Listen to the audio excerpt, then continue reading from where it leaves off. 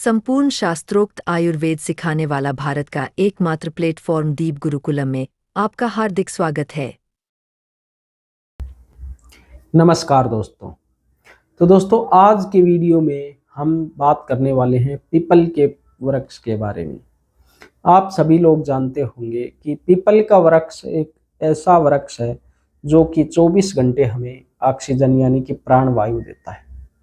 जैसे कि हम सभी जानते हैं कि जो भी ज़्यादातर वृक्ष होते हैं वो दिन के समय ऑक्सीजन व रात के समय कार्बन डाइऑक्साइड छोड़ते हैं, यानी कि दिन में वो कार्बन डाइऑक्साइड लेते हैं और ऑक्सीजन छोड़ते हैं, रात में उसका उल्टा होता है, वो भी कार्बन डाइऑक्साइड छोड़ते हैं।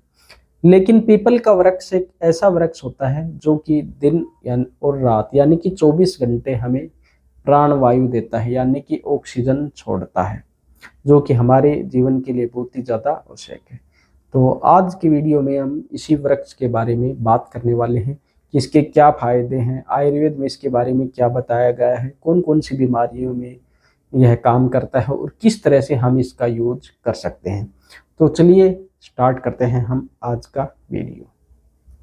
देखिए, सबसे पहले हम बात करेंगे कि पीपल के वृक्ष के बारे में हम आज के वीडियो में क्या क्या पढ़ने वाले हैं। देखिए, हम सबसे पहले पढ़ेंगे कि पीपल का आयुर्वेदिक परिचय क्या है, पीपल के रस गुण वीर्य विपाक और प्रभाव के बारे में पढ़ेंगे, पीपल का दोषों पर क्या प्रभाव पड़ता है, यानी कि वात पित्त और कफ जो दोष होते हैं उनके ऊपर पीपल का क्या प्रभाव पड़ता है, पीपल को उपयोग करने का सही तरीका क्या है, कौन कौन सी बीमारियों में किस तरह से प्रयोग कर सकते हैं, किन लोगों को पीपल का सेवन नहीं करना चाहिए, किस ऋतु में प्रयोग करें और उपयोग करते समय क्या सावधानियां रखें, यानी कि किन लोगों को प्रयोग नहीं करना चाहिए और क्या सावधानियां इसमें प्रयोग करते वक्त रखनी चाहिए। देखिए, इसमें है कि पीपल का जो सबसे पहले आयुर्वेदिक परिचय के बारे में हम पढ़ते हैं कि पीपल को पीपर भी कहते हैं, प्लक्स भी कहते हैं, पीपली भी कहा जाता है, वैदेही भी कहा जाता है, चपला भी, कोरंगी, कृष्णा आदि नामों से जाना जाता है और भी इसके बहुत सारे नाम हैं पीपल के। आयुर्वेद में पीपल को त्रिदोष नाशक कहा गया है, यानी कि तीनों प्रकार की बीमारियां, वात की बीमारियां हो, चाहे वह पित्त की बीमारियां हो या फिर कफ की बीमारियां हो, तीनों प्रकार की बीमारियों में यह फायदेमंद रहता है। लेकिन इसको लेने का तरीका अलग अलग है। रक्त शोधक बताया गया है, यानी कि रक्त को शुद्ध करता है, और रोग निवारक बताया गया है। इसकी जड़, छाल, पत्ते, फल और दूध सभी औषधीय रूप में से उपयोगी होती है, यानी कि इसकी सभी चीजें लगभग औषधीय रूप से हम इस्तेमाल कर सकते हैं। यह 24 प्रहर प्राण वायु छोड़ते हैं, यानी कि ऑक्सीजन 24 घंटे ऑक्सीजन देता है। इसे भगवान विष्णु और बौद्ध धर्म में बुद्धत्व प्राप्ति से भी जोड़ा जाता है, यानी कि जो हमारे धर्म के हिसाब से भी इसको पवित्र माना गया है। पीपल गीली हो तो स्निग्ध होती है, कफकारक होती है, शीतल भारी होती है, मधुर होती है और पित्त को शांत करने वाली है। और जो सूखी हो तो पित्त को कुपित करती है, यानी सूखी होगी तो पित्त की बीमारियों को बढ़ाएगी, गीली होगी तो वो पित्त की बीमारियों को ठीक करेगी, लेकिन वह कफ की बीमारियों को बढ़ाएगी। ठीक है, तो इस तरह से अब इसका वो सारी चीजें अगले जो स्लाइड है उसमें आएंगी कि किस तरह से आपको कौन सी बीमारियों में किस तरह से प्रयोग करना है। देखिए, पीपल के रस गुण वीर्य विपाक और प्रभाव क्या है। अब देखिए, पीपल का जो रस है वो मधुर मीठा होता है और कषाय यानी कि कसैला होता है, दो रस इसमें पाए जाते हैं। जो इसका गुण है, गुरु यानी कि भारी है, रुक्ष यानी कि रूखा है, शुष्क है, वीर्य शीतल यानी कि ठंडा रहता है, विपाक यानी कि पचने के बाद में जो होता है वो मधुर है, प्रभाव शरीर पर क्या प्रभाव पड़ेगा, रक्त को शुद्ध करता है, वात पित्त कफ को संतुलित करता है, त्वचा रोगों में लाभकारी है और भी बहुत सारे प्रभाव। आगे है दोषों पर क्या प्रभाव पड़ता है।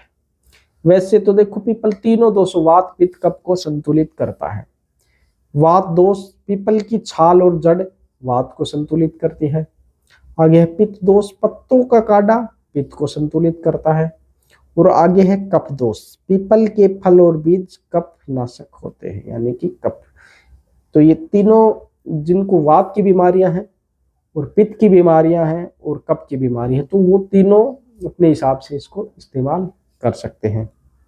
आगे है उपयोग करने का जो इसका सही तरीका है वो क्या है, किस किस रूप में हम इसको प्रयोग कर सकते हैं। एक तो है पीपल के पत्तों का रस हम ले सकते हैं, मधुमेह और हृदय रोग में यह लाभकारी होता है। पीपल के जो पत्तों का रस होता है वो डायबिटीज और हृदय रोगों में लाभकारी होता है। छाल का जो काढ़ा बना करके यदि हम लेते हैं तो रक्त की शुद्धि करता है और त्वचा रोगों में लाभकारी होता है।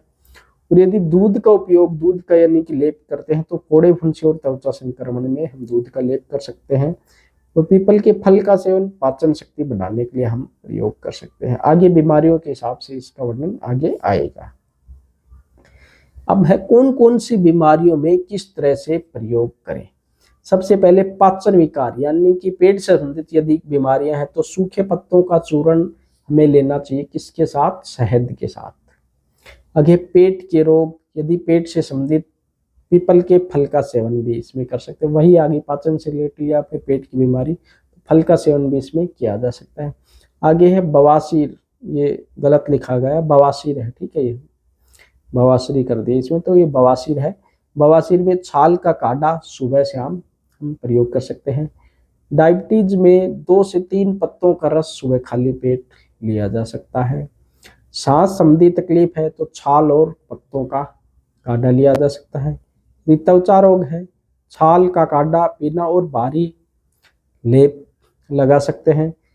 आगे है पीपल का चूर्ण गुड़ के साथ लेने से जीर्ण ज्वर में लाभकारी है, मंदाग्नि को ठीक कर सकता है, खांसी में लाभप्रद है, अजीर्ण को ठीक करता है, अरुचि को ठीक करता है, श्वास से संबंधित बीमारियों में ठीक करता है, हृदय रोग, पांडु रोग, कृमि रोग आदि नष्ट होते हैं। और चूर्ण से दुगना गुड़ लेना चाहिए, यानी कि जब भी हम पीपल के चूर्ण का प्रयोग करेंगे तो उससे थोड़ा चूर्ण से दुगना गुड़ लेना हमारे आयुर्वेदिक ग्रंथों में बताया गया है। आगे है शहद के साथ पीपल खाने से मैदा तथा कफ को घटाने वाली और वीर्य को बढ़ाने वाली होती है, बुद्धि को बढ़ाती है और अग्नि को दीपन करती है यानी कि बढ़ाती है, श्वास, खांसी और ज्वर को हरने वाली है। तो इस तरीके से हम पीपल का सही उपयोग कर सकते हैं। आगे और है किन किन बीमारियों में किस तरह से प्रयोग करेंगे। आगे है दंत रोग में यदि हम पीपल का प्रयोग करना है तो पीपल और वट वृक्ष, यानी कि वट वृक्ष कौन सा होता है, बरगद का जो पेड़ होता है उसकी छाल दोनों को समान मात्रा में लेकर के जल में उठा करके यानी कि जल में गर्म करके फिर उससे कुल्ले करने हैं, तो इससे दांतों के सभी रोग मिटते हैं। आगे है खांसी में हम इसका प्रयोग कर सकते हैं। कुकर खांसी में, कुकर खांसी में छाल का 40 मिलीलीटर 40 ml लेकर के जो इसके छाल का क्वाथ बनाना है यानी कि 40 मिलीलीटर ml लेकर के, या फिर सवरस यानी कि उसका रस निकाल करके दिन में 3 बार दे सकते हैं। आगे है उदरसूल यानी कि पेट में दर्द हो तो पीपल के डाई पत्ते पीसकर 50 ग्राम गुड़ में गोली बनाकर दिन में 3 बार खाना चाहिए। अब देखो ये जो डाई पत्ते हैं ये थोड़ा ऊपर नीचे हो सकता है, कैसा है, कौन व्यक्ति ले रहा है उसके हिसाब से भी हमें इसको ऊपर नीचे करना पड़ सकता है, वो आप अपने हिसाब से कर सकते हो, इसमें इतना ज़्यादा सोचने की ज़्यादा ज़रूरत नहीं पड़ती।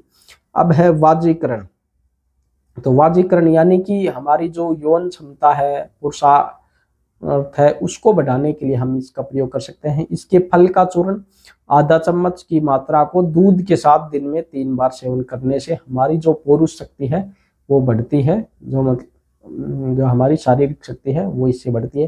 पीलिया में इसका उपयोग हम कर सकते हैं।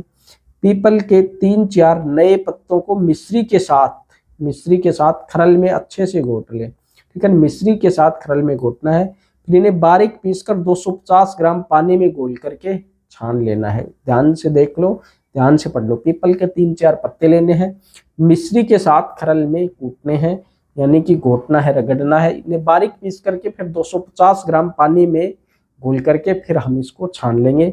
तो यह शरबत रोगी को 2 बार, दिन में 2 बार हम दे सकते हैं। 3 से 5 दिन इसका प्रयोग करना है। ये बहुत ही अच्छा प्रयोग हमारे आयुर्वेद में बताया गया है। तो पीलिया रोग के लिए अनुभूत रामबाण औषधि बताई गई है। आगे है यदि हाथ पैरों में जैसे फट जाती है, बीवाई फट जाती है, तो हाथ पाँव फटने पर पीपल के पत्तों का रस या फिर दूध लगा सकते हैं, लेकिन दूध से थोड़ी जलन हो सकती है, वो आपको सहनी पड़ेगी, ध्यान में रखना होगा। आगे है, किन लोगों को पीपल का सेवन नहीं करना चाहिए। गर्भवती महिलाएं हैं उनको पीपल का सेवन नहीं करना चाहिए, लो ब्लड प्रेशर वाले व्यक्ति हैं उनको भी, या फिर अत्यधिक ठंडी तासीर के कारण सर्दी जुकाम से ग्रसित व्यक्ति, क्योंकि ठंडी तासीर होती है तो फिर इससे सर्दी जुकाम थोड़ी बढ़ सकती है। आगे है, पीपल का उपयोग किस ऋतु में करना चाहिए और कैसे। देखो, बसंत ऋतु जो कि होती है मार्च से अप्रैल, तो उसमें पत्तों का रस और फल का हम प्रयोग कर सकते हैं। आगे है ग्रीष्म ऋतु, वो होती है जो मई जून में, तो उसमें पत्तों का रस और छाल का काढ़ा हम ले सकते हैं।